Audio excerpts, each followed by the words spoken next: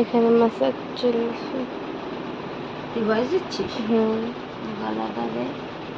এখানে কিন্তু খুব সুন্দর এখানে মাসাজ চলছে, এটা বানাতেছি। বেশি তোর গলা শুনলেই বুঝতে পারবে না ভয়েস জন্য কেউ দিয়েছে যে বেশি।